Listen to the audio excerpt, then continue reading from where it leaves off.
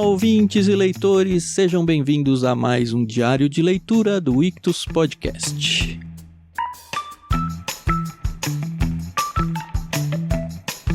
Sou o Thiago André Monteiro, @vulgutan, e estou aqui como sempre com a Carol Simão pra gente continuar agora muito na reta final, os irmãos Karamazov de Dostoiévski.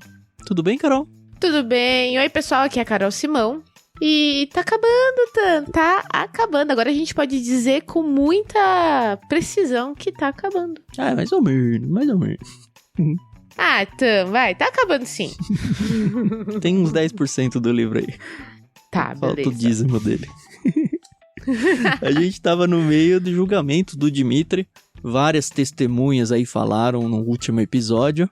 E agora chegou a palavra final do promotor, que é aí que a gente vai entrar nesse capítulo. Hoje são 3, né, que a gente vai ler? Sim, 6, 7 e 8. A denúncia final, retrato do acusado. Estamos no último livro do livro Um Erro Legal.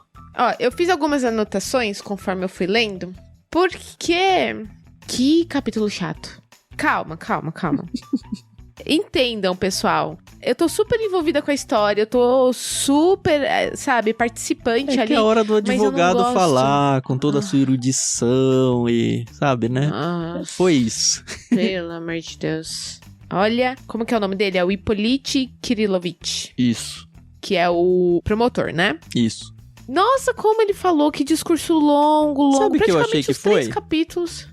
Principalmente esse capítulo 1, na verdade todos eles, né? Toda a leitura de hoje.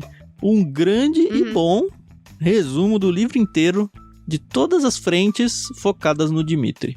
Ah, tá. Sim. É. Eu acho que foi bom isso pra gente, porque a gente leu muito devagar ao longo de vários meses. É óbvio que a gente tá conversando aqui toda semana, 2 vezes por semana, então as coisas estão meio que nos lugares. Mas pra quem tem a experiência de leitura, já leio, volta daqui uma semana. Fiquei um mês sem ler e volto. E misturei uns outros livros no meio do caminho. Porque, assim, sendo bem honesto, pelo tamanho do livro, eu acredito que a maioria das pessoas que realmente leem esse livro fazem isso. Vão lendo devagarzinho e uma hora acaba. E as coisas vão se perdendo no caminho. Só que agora ele vai e faz um grande resumo do livro inteiro. E aí volta, nossa, lá no começo. E aí conta os casos principais, é um resumo mesmo, mas nesse sentido eu gostei, mas eu concordo que é aquele discurso pomposo, fala, tá bom, vai. Porque assim, não agregou nada pra história, porque a gente já sabia nada. E ele também não trouxe nenhuma reviravolta pra história, no sentido de que, isso aqui eu tinha entendido errado, ou isso aqui eu não tinha entendido, ou isso aqui eu não sabia. A única coisa assim que eu gostei... acho que foi entre o segundo e o terceiro capítulo que ele fala sobre a Grunchenka. E ele fala que em algum determinado momento que eles, na verdade, já conheciam ela. Eu falei, tudo bem. E no terceiro capítulo só, que aí a gente vai falar mais pra frente, mas que aí ele traz, assim, a grande acusação dele, né? Então, peraí que a gente já vai falar nele.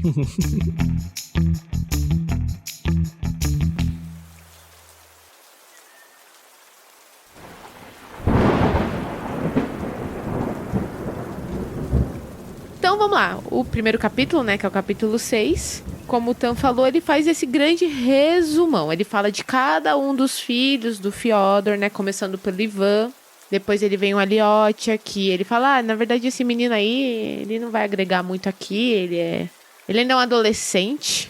O interessante é que, quando ele fala do Ivan, por exemplo, o Ivan nos é apresentado no livro narrativamente. Ou seja, mostra ele, conta as coisas que ele faz. A gente que, como leitor, vai construindo na cabeça a índole do personagem. Sim. E assim foi bom porque bate, né? Com as impressões que a gente tem, porque aqui não é mais uma narração de fatos. É o promotor falando, olha, o Ivan é uma pessoa complicada, que acha que é super erudito, mas tem lá suas limitações, e aí ele faz uma análise psicológica, e lembra que esse promotor, ele gosta disso, né? Já foi dito várias vezes, e ele fez muito bem, porque casou muito pra gente. Inclusive ele termina esse trecho falando, mas basta, já falamos desse velho. Aliás, não, o do velho foi falando do próprio Fyodor, que morreu. Ele fala mal do Fyodor, meio que quase justifica o motivo dele ser assassinado. Ele fala que a sociedade também já sabia que ele era um traste. E outra coisa, né? Ele vai fazendo uma construção comparativa de quem é o Fyodor em relação à sociedade como um todo. E aí ele faz uma crítica à sociedade. Isso eu achei legal. Assim, não é de todo ruim, né? É que aquilo, a gente tava acostumado ali com uma narrativa, alguma ação, e aí foram 3 capítulos muito descritivos, né? Muito. Mas tudo bem, valeu a pena. O que eu gostei do último capítulo, tenho que ser sincera. Então, e eu não quero pular pra quem tá ouvindo a gente acompanhar o mesmo raciocínio que a gente teve. Mas, basicamente, o capítulo 1, ele fala um pouco sobre a descrição de quem eram os Karamazov. Do Ivan. Inclusive, ele fala do Ivan, se um dos filhos... Foi interessante isso, porque eu acho que eu não teria... Talvez eu concluísse isso, mas não tão obviamente. Ele diz, e eu queria até ver se você concorda com ele, Carol. Se um dos filhos pelo caráter se assemelha mais a Fyodor Pavlovich, é ele, Ivan Fyodorovich. Ivan puxou ao pai. E aí? Pelo caráter. Então, né? Difícil, né? Difícil. Porque tem o Dmitri. O Aliotia, pra mim, com certeza não é. Com certeza. Desde o início, o Aliotia, ele parece a mãe, né? É bem claro. O Dostoiévski sempre falou isso. E eu senti que ele dá uma cutucadinha no Aliotia também. Porque apesar dele exaltar o Aliotia, ele dá uma cutucadinha no sentido de falar, ele viveu lá no mosteiro, isso, aquilo. Tomara que ele não se perca, meio que no sangue do Karamazov que ele tem, sabe? Mas você lembra que o Aliotia, eu não lembro se ele tava conversando com o Rakitin ou se foi com o Dmitri, lá no início, quando ele fala assim, que ele tá num degrau abaixo do Dmitri, ou era do Ivan, eu não lembro, mas que ele era tão ruim quanto qualquer outro Karamazov. Sim, eu acho que era o Dmitri mesmo. Então, porque eu acho que é exatamente isso, né? Talvez dos 3 ele é o que ousa lutar contra a sua natureza, Karamazov, não sei. Exato. Se é que a gente pode usar esse Karamazov como esse tipo de adjetivo, né? Se é um Karamazov, eles mesmos fazem isso, né? Mas é interessante, que, falo de novo, o promotor, ele usa o Karamazov como um exemplo, um alter ego da sociedade. Lembra daquela vez que o Fyodor, ele tava lá no mosteiro, e aí ele fala, todo mundo é assim igual eu. A única diferença é que eu falo que eu sou assim e as pessoas escondem. É meio isso o discurso dele. E aí ele fala, a sociedade tinha que melhorar, que tal. Mas é isso que acontece. Não é nenhuma surpresa vocês estarem aqui acompanhando esse julgamento, pensando que, olha, que coisa diferente. Não, a vida de vocês é isso também. Isso! Ele até cita um outro caso, né, que aconteceu, que eu não vou lembrar aqui agora. É isso aí.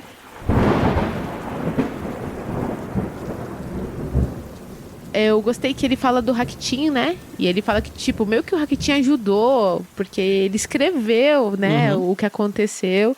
Isso foi muito importante. E ele falou que ele não entende por que o Dmitri guardou o dinheiro lá naquele saquinho, né, no peito. Ele tenta desconstruir. E olha, fez muito bem, viu? Então, fez. Ele coloca em dúvida se a falta do caráter do Mitya...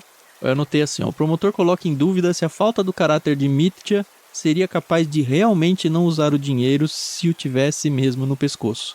E aí, conforme ele vai narrando os fatos, e aí entra a parte do resumo do que aconteceu, foi legal isso, porque a gente fica acreditando que tem esse dinheiro o tempo todo, mas ele coloca resumido todos os perrengues que o Dmitri passou e se fala, cara, não é possível que ele tivesse o dinheiro à mão e fizesse essas coisas, sabe? Inclusive, ele cria uma teoria, né, que eu achei bem interessante, né? Ele fala, não, se ele estava usando metade do dinheiro para salvar a honra dele, eis o que ele deveria ter feito. Ou pelo menos eu acho que ele faria isso se de fato tivesse esse dinheiro. Ele ia pegar 100 rublos para resolver um negocinho aqui e falar, não, se eu tenho 1.500, eu tenho 1.400. Não vai fazer diferença para minha honra. E aí depois ele ia pegar mais 100, aí depois quando ele visse, ia sobrar 100. Ele falou, bom, agora que eu tenho 100 já foi minha honra, vou usar e usaria tudo. E é muito verossímil isso. É exatamente isso que é o caráter do Dmitri, inclusive, né? Sabe quem aqui já foi criança que ganhou de presente R$50 de aniversário? Passa exatamente por isso, né? Você pega lá R$50 e você fala assim... mas vou comprar ali uma bala, sei lá. Aí compra a bala, aí vai comprando, aí no final você vê, não tem mais R$50, acabou. O meu sobrinho é muito assim. Mas é isso. Eu lembrei muito dele. É muito interessante.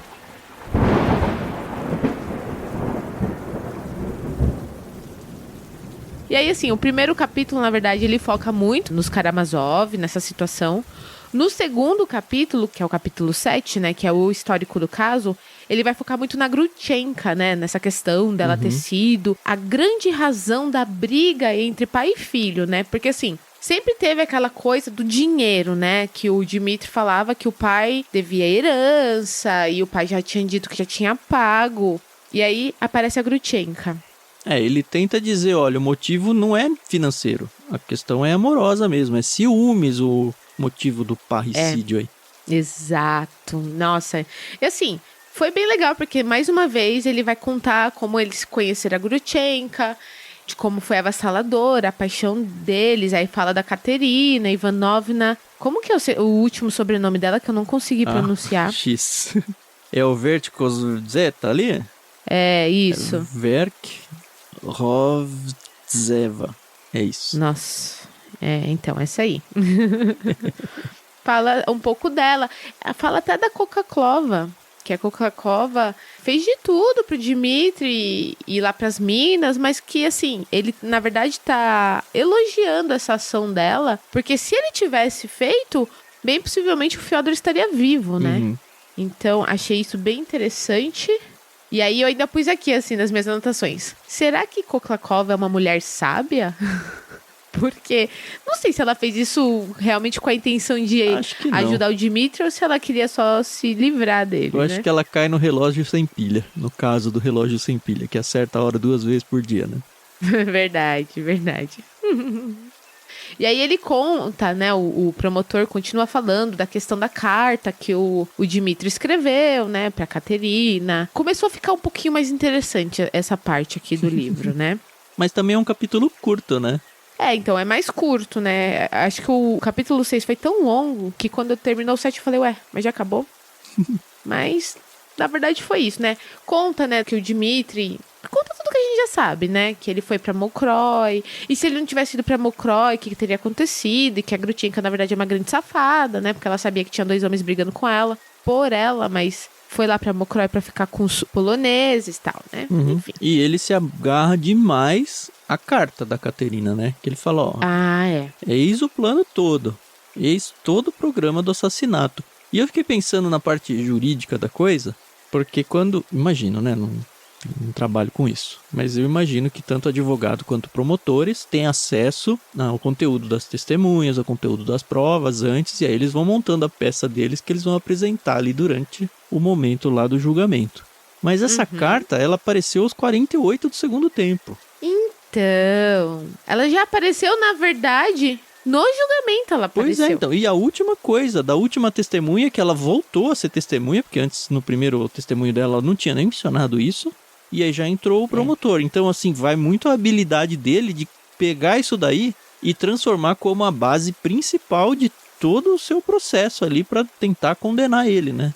E o que me faz pensar que se ele não tivesse essa carta na manga, que foi uma carta justamente, né? Qual seria o argumento dele para tentar incriminar ele? Mas a carta, ela veio tão bombasticamente na história que ela se tornou a peça principal, né?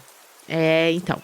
E aí, no finalzinho do capítulo 7, ele começa a falar que ele tinha certeza da culpa do Dmitri, mas o que aconteceu com o Smerdyakov foi uma coisa tão importante, tão significante, que ele não podia deixar de falar.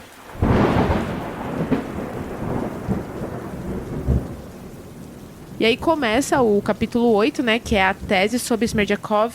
O advogado de defesa pode ser bom, mas o promotor também não fica atrás, não. Porque ele traz um argumento muito, muito interessante. Ele fala, né, que o Smerdyakov, ele podia estar ou não fingindo a epilepsia, e que isso é uma coisa que a gente nunca vai saber. Mas ele fala assim, eu duvido muito que mesmo que foi ele que matou, que ele agiu sozinho. E é muito interessante você parar pra pensar, né? Porque o Smerdyakov falou pro Ivan que o Ivan era o culpado, né? Era o verdadeiro assassino, que foi ele que colocou as ideias. Mas que o Smerdyakov esperava que o Dmitri fosse realmente cometer o crime. E ele traz uns argumentos muito bons, né? Ele fala, mas como que ele sabia que o Dmitri não tinha matado? Gente, assim, eu não consigo nem expressar com as minhas pobres palavras o que esse capítulo ele traz. Porque é uma construção muito primeiro inteligente. ele constrói o Smerdyakov como um bobão. Como um cara incapacitado no sentido de tramar algo tão complexo. Mas ele fala que bem possivelmente o Smerdyakov era filho natural do Fyodor. Sim. E aí ele fala, não, mas tudo bem, vamos por hipótese supor que foi ele. Se foi ele, tinha que ter acontecido o quê? E aí ele vai desmembrando, colocando a epilepsia no meio. E aí, não casa as coisas. E aí ele fala, tá, mas e se for um negócio casado? Os dois têm combinado, o Dmitri e o Smerdyakov. E aí ele vai e, assim, encaixa até o plano um pouco. Aí ele fala, tá, mas o que acontece? Por que ele não falou, olha, ele deixou uma carta depois que ele morreu. Uma carta do suicídio. Por que ele não falou, eu que matei? E outra, depois que foi morto, se foi ele que de fato matou e o Dmitri era o cúmplice, se foi o Smerdyakov que cometeu o assassinato, mesmo que em conluio, e o Dmitri era o cúmplice, por que na hora em que o Dmitri falou, não, foi o Smerdyakov, que foi a primeira coisa que ele falou quando ele foi pego, por que o Smerdyakov não falou, não, ele estava junto comigo? E o contrário também, ele fala, se quem matou foi o Dmitri e o Smerdyakov estava junto no conluio, só um cúmplice, e a hora que ele fala, não, foi só Smerdyakov, e começa a cair as coisas nas costas do Smerdyakov como assassino, por que ele não diz, mas quem matou foi ele, eu fazia parte, mas pelo menos, olha, eu tô diminuindo a minha pena aqui, vai. Porque quem matou mesmo foi o Dmitri. E aí ele vai construindo isso. E é interessante que numa dessas hipóteses dele, se isso aconteceu, foi assim que aconteceu, e ele joga essa construção ao absurdo, para as pessoas pensarem, não, imagina, isso é tão absurdo de acontecer que jamais seria isso. Não... Só que uma das hipóteses é exatamente o que o Smerdyakov confidenciou pro Ivan. Assim, quase tudo ele acerta. Ele teria feito isso, que foi assim. E a gente lendo na visão aí do promotor, a gente fala, nossa, que absurdo. Só que a gente não pensou que é absurdo quando o Smerdyakov estava contando exatamente a mesma coisa pro Ivan. A gente falou, que safado. Pois é. E aí, citando o Ivan, o promotor ainda fala, ele vem e traz 3.000 rublos e joga aqui pra gente, e a gente acha que realmente são os 3.000 rublos do Fyodor. O Ivan tava lá em São Petersburgo, ele tem dinheiro, ele pode ter pego uma quantia. Pegou, né, que ele tinha sacado umas ações e tal. Então, ele falou, eu tenho provas e tal. E se o Ivan sabia que o Smerdyakov que tinha matado, por que ele não falou nada? Na hora, à noite, né? E foi o que a gente questionou também no dia lá, né? É aquilo, né? Putz, não foi o Dmitri, mas... Tudo leva a crer que foi, né? O desenho do cenário é difícil pra ele. E aí fala do Grigori, que o que ferrou com tudo foi esse bendito desse pilão que eles encontraram e tal, e o sangue lá, e os lenços, as roupas do Dmitri ensanguentadas. E como que o Dmitri não sabia? Não percebia que ele estava sujo, sendo que ele pegou o lenço e colocou na testa do Grigori. Então, assim, realmente, o promotor, ele tem um argumento muito bom, entendeu? Muito forte. Eu só não entendi uma coisa aqui. Que tipo de julgamento é esse? Se é o julgamento em que vai ser o... Se o juiz vai dar o veredito ou não? Ou os jurados? Eu acho que é os jurados, né? Senão os jurados não têm papel nenhum na história. Eu acho que o juiz meio que coordena toda a coisa, mas condenado ou absolvido vem do júri. Eu acho, né? Pelo menos é o que a gente vê em filmes por aí. Então, pois é, nunca estive no mas a gente vai descobrir isso rapidinho. Vai. E aí, ele termina aqui, né, o promotor termina o capítulo, mais uma vez falando do Dmitri, que o Dmitri estava meio que enlouquecido, né, com toda essa situação. E aí ele fala, quais outros sentimentos, quaisquer outros motivos não seriam naturais, né? Notem bem, ele se dá mal por causa do Grigori, enxuga-lhe a testa com lenço, aquilo que eu falei, né? E aí ele vai pra Monkroi. A gente sabe que ele tava meio louco, bêbado sem ter bebido, né? Ele foi atrás da Grutchenka. Só com ela que ele se importava. Ele descobre que ela foi pra Monkroi depois do quase assassinato do Grigori. Porque ele vai lá na casa da Fênia, né? Exato. É que agora me falta a memória. Mas quando o Dmitri ele vai até a casa do pai, ele vai porque ele acha que a Grutchenka tá lá? Eu não lembro. Ele vai porque acha que a Grutchenka tá lá. Eu sei que porque o Fyodor ele fica, vai né, na casa da Fênia, ele descobre que não tá lá, aí ele fala, ele foi no pai. Só que a Fênia fala, não vai matar ninguém, não sei o quê, só que ela não fala onde que ela foi. É verdade. E ela, por enquanto, não apareceu aqui, né, Não, ainda não. como testemunha, né? Nem sei se vai.